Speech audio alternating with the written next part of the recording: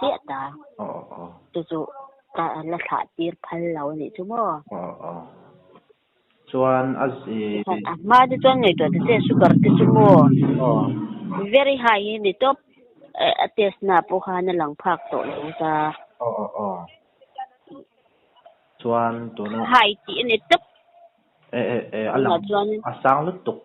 alang sang lutuk over lang phak to lo kha ne chuan tu na chuan normal ta thapa nani mo kara fasting apo 874 ti te lo ni to ta te kampon chu nga ta lo 140 te ni to ta mo za ni khan kai zo puran ya na maro to te ai chat lutuk lo wang han ko chalo te nan lo tlak buak tho nen ta khan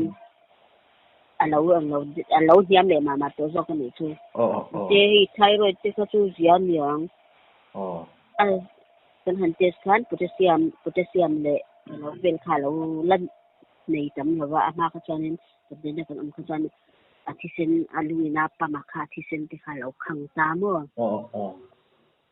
chuan kha tiang ho ka chu ti Asia to ti na ni Asia dal ta tang in entir na tang chuan lo sia ama che chu tu na chan potassium kha lo la tlema ala normal thei lo de le ka mo chuan apa ai chuan ma chu in son shim ti na ni mo thyroid ta ma ai chan ma son ni ngai ta te ama bp sugar ti te high fat ka mo tin na chuan in alo normal to ka elo ka hiat na po ka RG ti bel ka tu rupa khan ka lo on ve han tu me bin lo etu po ka chuang na wa ka ta han hai an testimony kha ka siar cham khan ka ring ve to pani chu pe ni a chang a ti na ro ka kan ni ya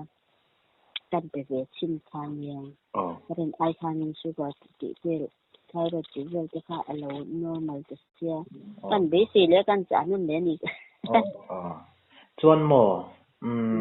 ama kha kumeng zat nge ni to kum som srei pani